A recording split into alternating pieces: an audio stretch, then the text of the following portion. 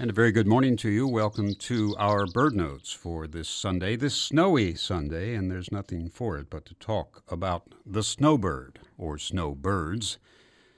Officially, there's no bird which carries the name snowbird, which is to say the name is not on the American Ornithologists Union's checklist of North American birds. The designation snowbird is a colloquial one, and sometimes such names are often more appropriate than official names.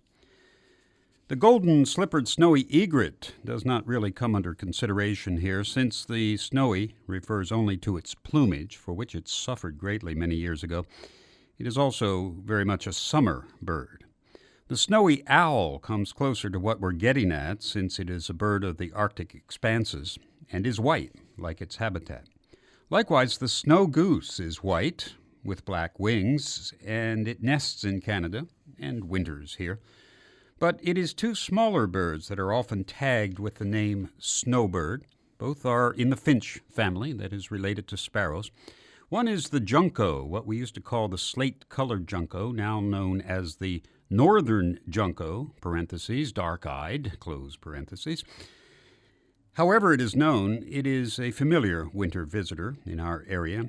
Indeed, the species name of the junco, Hymenaeus, means pertaining to winter.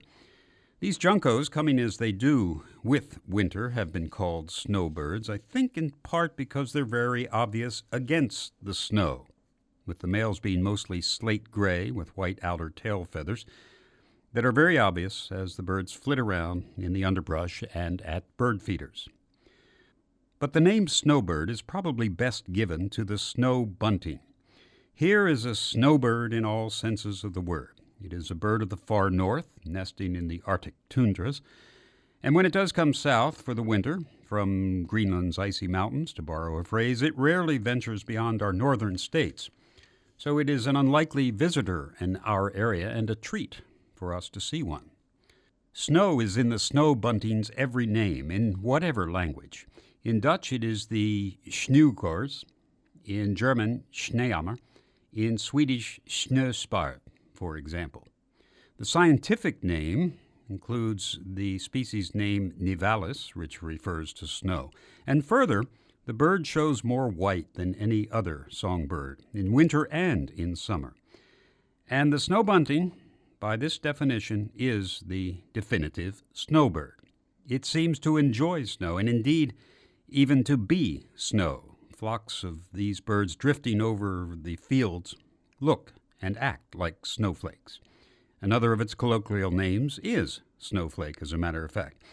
And at this point, let's call in the naturalist John Burroughs, who said in his book Far and Near, "The only one of our winter birds that really seems to be a part of the winter, that seems to be born of the whirling snow, and to be happiest when storms drive thickest and coldest, is the snow bunting, the real snowbird, with plumage copied from the fields where drifts hide all but the tops of the tallest weeds, large spaces of pure white touched here and there with black and gray and brown. Its twittering call and chirrup come out of the white obscurity as the sweetest and happiest of all winter bird sounds. It is like the laughter of children. It is ever the voice of good cheer and contentment." John Burroughs talking about the real snowbird, the snow bunting.